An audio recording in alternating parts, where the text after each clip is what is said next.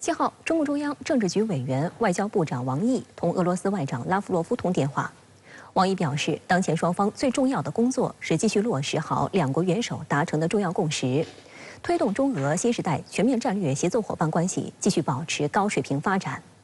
此次通话恰逢在沙特吉达举行的乌克兰问题国际会议结束后，双方在通话中也就乌克兰危机等共同关心的国际和地区问题交换了意见。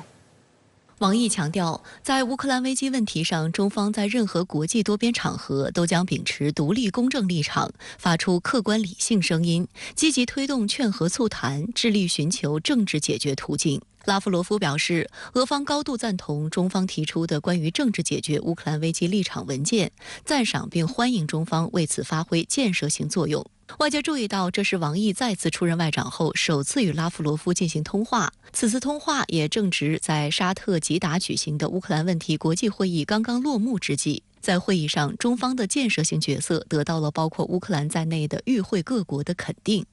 自俄乌冲突爆发以来，中方始终强调的立场是愿同国际社会一道，为推动乌克兰危机的政治解决发挥建设性作用。而此次中国政府欧亚事务特别代表李辉参与吉达会议，也被视为落实这一立场的具体行动。观察指，关键时刻中俄外长间的一次通话，也显示了中国劝和促谈的积极努力。那我们注意到，俄罗斯并没有被邀请到这个会议中来。那么，其实俄罗斯的这个诉求也是需要被关注的。那么，中国和俄罗斯在这样的会议之后来进行这样的一个通话，其实凸显我们两国一方面在这样的问题上保持紧密的磋商，同时也凸显在这一方面我们更加重视要理解不同参与方的他们共同的诉求，这样才能够得到一个相对比较圆满的这样的一个处理的方式。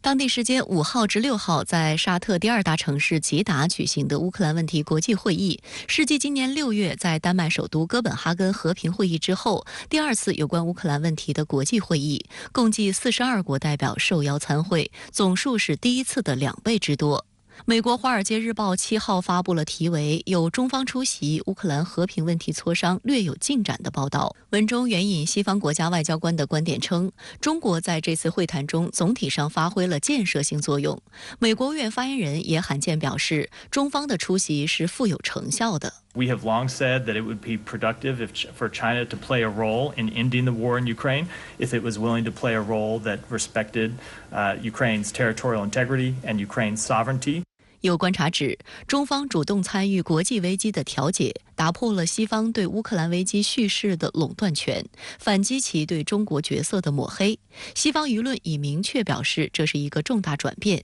也说明中国以外交方式努力解决乌克兰危机更得人心。在西方看来，中国被视为推动俄乌和谈的关键，并可能提供一种方式，将莫斯科的一些红线和关切纳入讨论之中。据《华尔街日报》报道，在吉达会议上，中方再次介绍了结束乌克兰战争的停火止战、开启和谈的12点建议。这次这个吉达会议是非常重要的一次会议嘛，因为6月份的这个哥本哈根的会议，我们看到明显的是一个西方主导的会议。那么这次在这个沙特吉达举行的会议，其实我们看到是一个中坚力量这样主导的一个会议。那么这样的会议其实凸显了整个全球对俄乌冲突的一个非常重要的这么一个观念啊，就是大家都不选边站，那么持着比较中立的和平的这样的立场。在这一个方面呢，中国在积极参与，其实发挥了自己的声音。举行此次吉达会议的时间节点也值得关注。在上次哥本哈根会议中，乌克兰曾力促各国接受该国总统泽连斯基提出的和平计划，但该计划以俄罗斯完全撤军为前提。当时多个发展中国家对乌方这一主张并不认可。而此次吉达会议则是在乌克兰和美西方高调反攻无果的背景下举行的。《华尔街日报》的报道称，相对于上次会议，乌方立场出现软化，似乎更希望与主要发展中国家达成共识。一位欧洲高级官员表示，乌克兰没有再次敦促其他国家接受其和平计划，其他国家也没有坚持要求基辅放弃该计划。但考虑到战场上瞬息万变的力量对比，以及国际多边平台上各方的利益博弈，此次会议能否为俄乌冲突和平解决窗口期的到来奠定基础，仍有待观察。就在会议结束后第2天，乌克兰总统办公室主任顾问波多利亚克在社交媒体发文称，眼下不可能与莫斯科进行谈判，因为任何停火和冻结俄乌冲突的方案都只意味着俄罗斯取得事实上的胜利。他强调，在目前的局势下，不可能有谈判进程，乌克兰只需要更多的武器。当地时间8月6号，俄罗斯联邦安全会议副主席梅德韦杰夫也在社交平台发文称，目前不需要谈判，并喊话乌方应向俄跪地求饶。但作为乌克兰危机的另一当事方，俄罗斯在一开始便被排除在外，这也决定着会议成果的局限性。俄罗斯称，没有俄方参与、不考虑俄利益的乌克兰问题相关会议毫无价值，但同时也指出，俄罗斯对通过外交途径解决乌克兰问题持开放态度，愿意接受严肃认真的提议。此前，俄罗斯外交部副部长里亚布科夫还向塔斯社表示，金砖国家参加吉达会议可向乌克兰及西方传递一些理智观点。鉴于此，中国、印度、巴西、南非4国代表与会可能会带来某些益处。尽管参与吉达会议的各方未发表共同宣言或是出台后续进一步促谈措施，但不少参会国家的外交官员认为，各方的分歧已经较今年6月的哥本哈根和平会议有所缩小。有观察指，更具代表性的各方参与并发声，或成为未来吸纳俄罗斯参会以及举行领导人级别和平峰会的重要基础。整个世界已经产生了一个共识啊，一个是不选边站，那么另一方面是要共同的考虑到不同国家在这样方面的一个立场。那么这种立场不仅仅是要体现这个参与方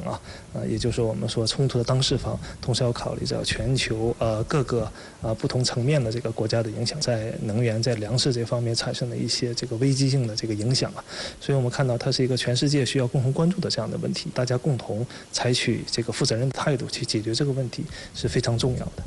有学者指出，当前俄乌双方在战场上仍保持较强的取胜意志，在主权和领土问题上几乎不存在妥协空间。目前关于乌克兰问题的第3次国际会议的日期尚未确定，但无论哪一国主办此类和平会议，如果不涉及如何为乌克兰提供长期可靠的安全保障，如何解决俄罗斯的合理安全关切，不通过一揽子双边和多边谈判解决各方诉求，特别是针对领土主权问题的制度设计，即便能够达成某种临时协议，其后续执行问题和乌克兰的持久和平也难以保障。一方面是双方都希望自己的